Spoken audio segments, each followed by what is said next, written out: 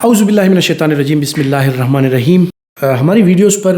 جب آپ کمنٹ کرتے ہیں تو بہت سے ویورز نے سپوریکس ساشے کے بارے میں بات کرنے کے لیے کہا کہ بہت سی خواتین ایسی ہے کہ انہوں نے کہا کہ ہماری گائنیکولوجسٹ نے ہمیں انفرٹیلیٹی کے لیے یہ ایڈوائز کی ہے، اور اسی طرح بہت سے مرد حضرات جو ہیں انہوں نے یہ کوئری پھر ریز کی کہ یہ تو ہمارے جو اینڈرولوجسٹ ہیں انہوں نے ہمیں جو ہے تو انفرٹیلیٹی کے لیے ہمیں بھی ایڈوائز کی ہے، تو کیا یہ ایسی کوئی دوائی ہے جو میل اور فیمیل دونوں کی انفرٹیلیٹی پر اثر رکھتی ہے؟ تو جناب سپوریکس ساشے کے حوالے سے اگر آپ دیکھ لیں تو اس کے جو انگریڈینٹس ہیں وہ میں آپ کے ساتھ شیئر کر دیتا ہوں کہ اس کے انگریڈینٹس میں سیلینیم پایا جاتا ہے، ایل کارنیٹین پایا جاتا ہے، folic acid, vitamin C, fructose,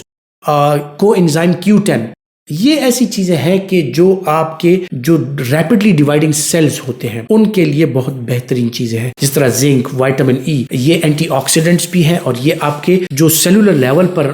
metabolism ہو رہی ہے اس کے لیے بھی بہترین چیزیں ہیں۔ انفرٹیلیٹی کا ذکر میں نے کیوں کیا؟ کیونکہ زیادہ تر کمنٹس جو ہیں میری بہنوں کی طرف سے اور میرے بھائیوں کی طرف سے جو آئے ہیں تو بہت سے لوگوں نے یہ کمنٹ کیا کہ یہ تو میلز بھی کھاتے ہیں، یہ تو فیمیلز بھی کھاتی ہیں انفرٹیلیٹی کی، تو اس میں کیا ایسی چیزیں ہیں کہ جو دونوں کے لیے ضروری ہے؟ تو اگر دیکھا جائے تو جو آپ کے جو سیلز ہوتے ہیں، جو فیمیل جہاں پر ایگ بنتا ہے، فالیکلز بنتی ہیں اووری میں، تو وہاں پر بھی بہت زیادہ ریپڈ سیل ڈیویژن ہو رہی ہوتی ہے ایگ بننے کے لیے، اور اسی طرح جو میل حضرات ہیں ان میں جو سپرم سیلز بنتے ہیں وہاں پر بھی بہت ریپڈ سیل ڈیویژن ہوتی ہے، کیونکہ یہ ملینز کی تعداد میں بنتے ہیں۔ اتنی ریپڈ سیل ڈیویژن کے لیے جو مختلف چیزیں چاہیے ہوتی ہیں ان میں جس طرح میں نے آپ کو بتایا کہ فولک ایسڈ چاہیے ہوتی ہے، ٹریس ایلیمنٹس جس میں زنک، سیلینیم، یہ چیزیں شامل ہیں، اینٹی آکسیڈنٹس، وائٹامن ای، ایل کارنیٹین، کو انزائم Q10، یہ ساری ایسی چیزیں ہیں جو کہ انہینس کرتی ہیں، بڑھاتی ہیں آپ کے سیلولر لیول پر جو سیل ڈیویژن ہوتی ہے، کہ جو آپ کی سیل ڈیویژن ہو اس کے حوالے سے جو نئے سیلز، نئے خلیے بن کے آتے ہیں وہ صحت مند ہوں اور وہ بہترین طریقے سے وہ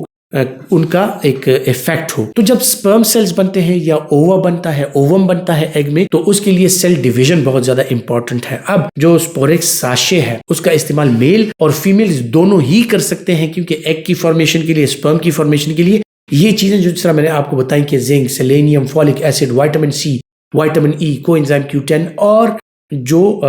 دوسری چیزیں ہیں ایل کارنیٹین، یہ بہت زیادہ ضروری چیزیں ہیں جو آپ کے تمام جو سیلولر لیول پر میٹابولزم ہو رہی ہے اس کے لیے بہترین ہے۔ تو اسی وجہ سے جو میری بہنوں کا کوئری تھی کہ گائنیکولوجسٹ فیمیلز کو بھی ایڈوائز کر دیتی ہیں، میلز کو بھی ایڈوائز کر دیتی ہیں، یہ میلز اور فیمیلز دونوں کے لیے ایکولی افیکٹو ہے آپ کی سیکشول ہیلتھ کو، آپ کی ریپروڈکٹیو ہیلتھ کو برقرار رکھنے کے لیے۔ یہ صرف اسی چیز کے لیے نہیں ہے بلکہ جو کرونک ڈیزیزز کا شکار لوگ ہیں، کرونک کڈنی ڈیزیز کا شکار ہیں، کرونک لیور ڈیزیز کا شکار ہیں، روماٹائڈ آرتھرائٹس کا شکار ہیں، بہت سی دوائیاں لے رہے ہیں، اسکیمک ہارٹ ڈیزیز کا شکار ہیں، تو ان لوگوں کو کوئی ایسا ٹانک چاہیے ہوتا ہے جس میں نیوٹریشنل سپلیمنٹس، وائٹامنز، منرلز اور یہ ساری چیزیں پائی جاتی ہیں۔ خصوصاً دل کے امراض کا شکار جو لوگ ہیں اس میں کو انزائم Q10 پایا جاتا ہے جو کہ دل کی صحت کے لیے بہت بہترین ہے، اور کڈنی کی صحت کے لیے اس میں ایل کارنیٹین پایا جاتا ہے جو کہ کڈنی ڈیزیز کا شکار جو لوگ ہیں ان کے لیے بہت بہترین ہے۔ اور خصوصاً وہ میرے بہن بھائی جو کہ ڈائلیسس کراتے ہیں ان میں ایل کارنیٹین کی شدید کمی آ جاتی ہے، کیونکہ بار بار جو بلڈ ڈائلائزر میں جاتا ہے وہاں پر